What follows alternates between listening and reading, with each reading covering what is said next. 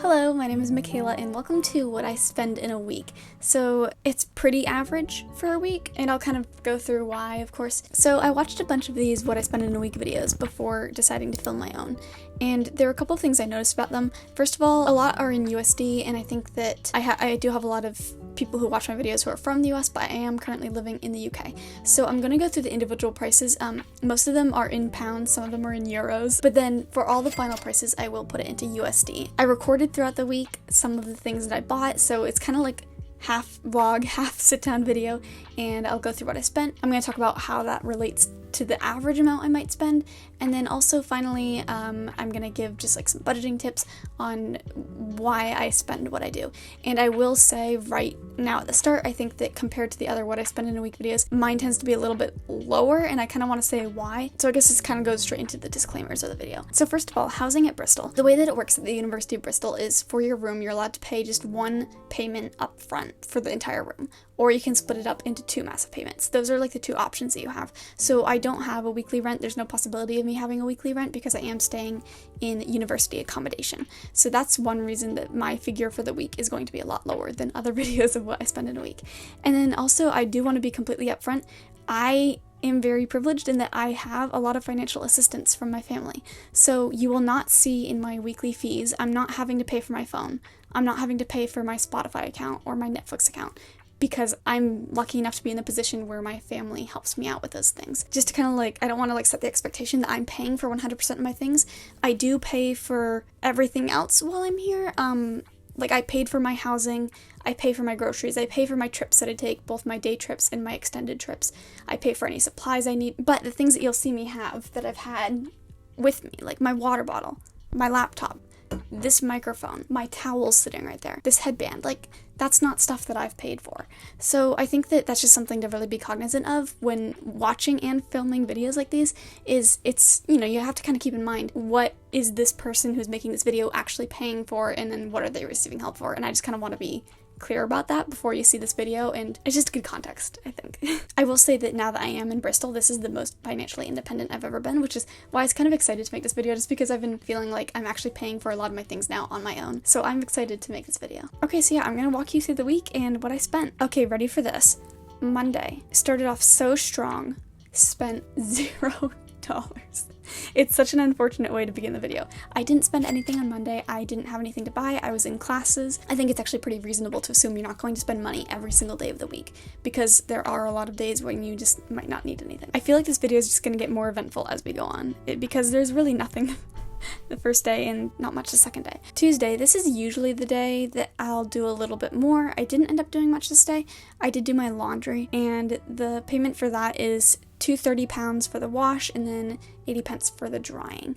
So that totals £310, which is equal to $3.73. So that's all I spent on Tuesday. And like I said, we're starting off so strong, $3.73. And then Wednesday. So I will say also, a lot of my shopping that I do is online, because a lot of what I'm spending goes towards tourism, because I am studying abroad, so I'm spending a lot of money in that territory this year, and I'm kind of budgeting that for myself, because I think the whole point of being abroad is, going to see things. On average per week, I'm either spending money to prepare for an upcoming trip that I might do by flight, which I have a couple planned, and then I might also be planning for a day trip in England, and I've made several so far. I've gone to Bath, Cardiff, Exeter, Oxford, just trying to explore England. I've been to London. Long story short, I have a trip to Italy planned, and as I kind of make the itinerary, I've been buying things. Months ago, I got my plane tickets and my hotels, but this last week, I really focused on getting tickets for everything, like my buses and my museums that I want to go to. On Wednesday, I spent €10 for a... Why would I spend €10 on a bus in Bristol? That doesn't make sense, because we use pounds here. No, okay, I wrote Bristol Airport. €10 bus for the Venice airport. I don't know why I put Bristol. I had to buy a bunch of trains, so that's how I'm going to be getting around when I'm in Italy. I'm going to be taking trains from like Venice to different cities. So those are about 5 train trips, I believe, over the course of 4 days. They're single trips, not round trip. Yeah, it came out to be under 40 pounds. Then I also had to hold back on buying a couple of tickets still though, because I want to wait and make sure that like my plane's not canceled. So I haven't gotten a ticket back from the Bristol airport back to Bristol, because you just never know when your plane is going to be canceled. And then Wednesday night I went out to the White Lion. It's this restaurant in Clifton. I went with a friend and we decided to split a pizza. It was really good. It was a basil, mozzarella, and tomato. But it was great because then I got to bring home leftovers too. So that was £5.97 for both of us. So I paid £5.97. And between the 10 euros, 36.26 pounds, and the £5.97 on Wednesday, that's a total of $61.45 US. I definitely spent a little bit more on Wednesday. Okay, Thursday is more fun. Thursday, I went grocery shopping. I will say the thing about shopping for groceries when you budget into what you spend in a week is it varies from week to week, obviously. Like right now, I have a full bag of rice in my room, a full jar of peanut butter. So like I didn't need to buy those things. Several other things that I bought this week at the grocery store, I won't need to replenish for a long time. So, you know, it just kind of all varies, but I think because of that, it just balances out in the end. It ends up being the same every single week when I go grocery shopping, give or take like $5 or 3 to 4 pounds. So I would say that this was a very average week for grocery shopping. I'm gonna have to go back over the footage for that, so I'll do another voiceover. Sainsbury's is my preferred grocery store in the UK. Those carts right there, you have to pay to use them, which I just find very interesting. Anyway, so I always look for the sales, and the sales are demarcated by these little orangish red tags. So as you can see, there were bean sprouts. These were 75 pence. And then 33 pence for some beets that are in this like vacuum packed sort of seal, I guess. I don't know, but they're gonna last a while at least. And then every single week I always get a pack of 6 apples, and it usually ends up being the Brayburn type. Those tend to be cheapest and I like them. Got a nice flavor and crunch to them.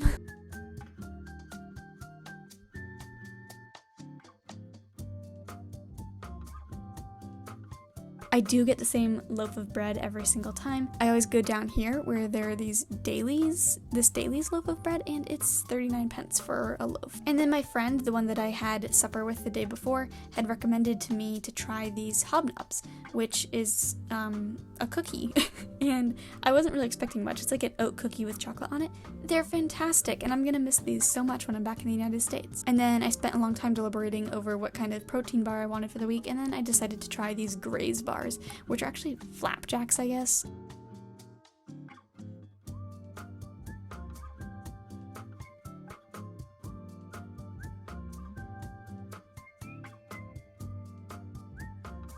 And then I made this time lapse just so you can see how much time I really spend in the freezer. This is a little bit ridiculous. It's a little bit embarrassing, actually, as I'm watching this back. But just so you can see how much time I do spend kind of looking at the unit prices and thinking, what will last me the longest? What do I want? What is going to be a good price?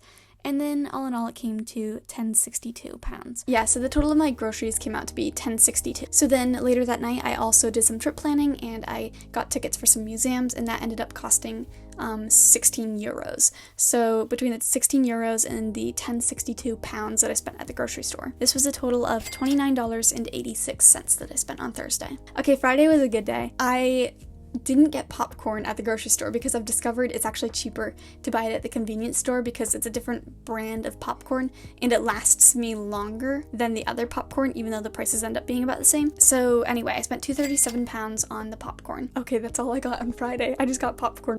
So that was a whopping total of $2.85 in USD. Saturday, pretty much the same thing as Friday. I bought another museum ticket. As you can see, I really like going to the museums. So that cost €2, which is $2.14 in USD. And then Sunday was an eventful day because I went to a total of 4 or 5 bookstores searching for one book. This rascal right here, and I'm calling it a rascal because it is not in any of the bookstores in Bristol. And it was 5 bookstores that I went to try to find it. So I did have to end up ordering it online on eBay, which cost me $3.68, and I've now got it, and I only need it for like 1 or 2 more classes. I was able to get it at the library at first, so that's why I hadn't gotten it already, but it kept getting requested at the library, and then I'd have to return it, and it just was stressful trying to get it back from the library, so that's why I just bought it off of eBay. I also forgot to get at the grocery store some supplies. That just never really crosses my mind when I'm making a grocery list, so I had to go back out and just get some things that I needed. I got some soap, which was £1, tissues, which was $1.49. Hi, how are you? Yeah, you have to write it. $2.49, please. Thank you. Great, thank you so much. Have a good one.